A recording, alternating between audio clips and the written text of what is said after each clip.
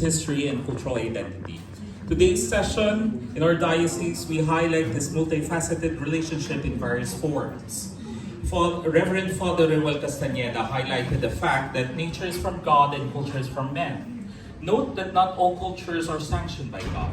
Culture of war, discrimination, and injustice are cultures of men not reflective of God's grace. There are cultures of men like language, art, architecture, and faith that is reflective of our ancestors' ability to love, to value, and to create. And we should respect this. As culture bearers, we are called to discern our rich past to be cultural makers of today. The intersection of faith and heritage is a sign of our valuable respect to the treasure we call culture. Reverend Father Virgilio Mendoza discussed the heritage problems and challenges of Cavite churches. Many of our churches have lost its treasures and even its character. Changes and innovations, sadly, are called as modern legacies of priests. Preservation should be part of our newly organized ministry. Cavite is growing and exploding in population. While migration is an issue in culture, we should be instrumental to introduce Cavite to the migrants, introduce the Cavite faith culture to the growing Catholic community in the diocese. We should reorient the modern rituals to its historical origins. Today, Bishop Evangelista calls for the solemn duty and inherent responsibility to diligently protect our heritage and structures here in the Diocese of Imus. Brian Ferrer calls for a collaborative and holistic approach in heritage as we converge representatives. Kayo po yun. We are here to open our minds, to learn, and to learn continuously in the essence of Dagdag Kaalaman. This heritage session will understand the different contexts in the spirit of synodality, a journey together with fellow heritage workers and advocates. Hanap Kalakbay, we are all here together as like-minded individuals helping each other and caring for the needs of our local churches. As we delve deeper into the relevance of culture and heritage, we try to appreciate heritage from the viewpoints of the government, the academics, and that of the church.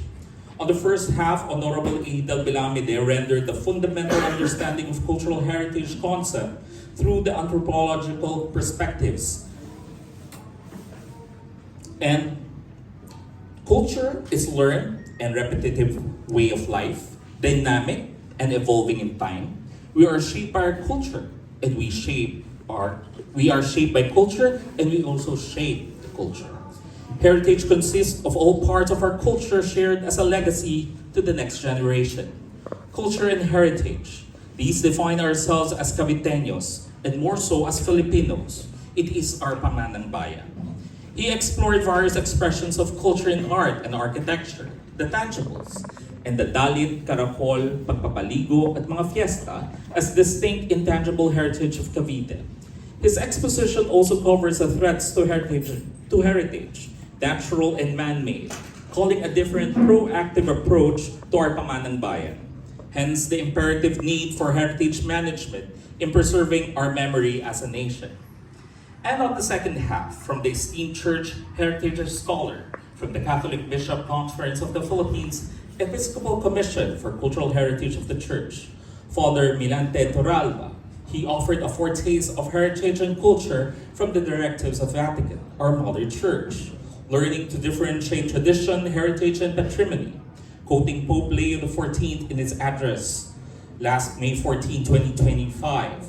It is vital then that you preserve our traditions without attenuating them, for the sake perhaps of practicality or convenience, lest they be corrupted by the mentality of consumerism and utilitarianism. Heritage as whatever you value for the next generation is parallel to the handing down to the apostles, the teachings. From Depositum Fidei, the Jesus event, or the sacred deposit of faith, scriptures are sacred traditions handed down to generations of believers. This is the heritage of our faith. Beyond the scriptures as cultural roots, it is indeed by its very nature faith tends to express itself in artistic forms and historical testimony, having an intrinsic evangelizing power and cultural value, to which the Church is called to pay the greatest attention. And this is quoted from Pope John Paul II in 1993. from the origins of heritage of faith, strengthened by pontifical declarations, defined heritage as the significant expressions of communities' faith, preserved and promoted due to the sign value of evangelization, catechesis, education, and enjoyment. The intangible heritage is not explicit to the church definition. However, through Pia Excelsia, essentially connected to and from flows its sacred liturgy, we get to know the intangible side of our church. From tangible and intangible, we appreciate the various typologies of cultural heritage of the church and the roles of the church, the roles of heritage to the church. So he mentioned about evangelization, catechesis, faith-based tourism, and preservation of identity. Here we construe the heritage is us, embedded in place, setting, and use, learning significance and value. All in all, this is the reference to our God Creator, and through the love of Jesus Christ to the true and universal church He founded. He is the culminant font of all heritage of the church. In summary for our morning session, we learned that the government, academics, and the church agree on the definition, terms, and coverage of heritage. Here, both agree for its protection, for it to be conveyed and shared to the next generation. The afternoon session explored concepts closer to our individual churches as we identify, classify, and categorize the heritage properties. As part of the exposition on heritage by Professor Bernie Arellano is the recognition of the laws and regulations that govern our heritage and cultural assets. From our national legislations, we note that 1987 Philippine Constitution as a primal guide of a humane society. From here, the National Cultural Heritage Act of 2009 and its amendment highlighted the importance of the Philippine Registry of Cultural Property, the cultural property categories, and the need for cultural mapping as part of our social-cultural evaluation for community development. Internationally, we recognize the Conservation Charter from Venice, Bura, Nara, and the Philippines. Ecclesiastically, we have the collaboration of the Roman Catholic Church heritage and that of the Republic of the Philippines through compendia and concordance and the finalization of the NCCA and CBCP commissions. In education, it promulgated the strengthening of the people's nationalism through Philippine History Act. We learned that cultural properties are classified by grades. Binanggit kanina yung grade 1, grade 2, grade 3. But however, we also have this presumed important cultural properties from the works of national artists, especially the structures dating from at least 50 years of age. So considered na heritage na yon. So again, sino dito 50 years old and above? Heritage na tayo. Lastly, Pili Malapura gave animated stories on heritage work. Amusing these are, it captured our experiences and recollections on local practices, good and bad. His talk also offered case studies on cultural property management and comparative cultural practices. But note his scholarly instructions embedded in his jokes. He offered the methodological side of heritage studies through the basic cultural heritage documentation.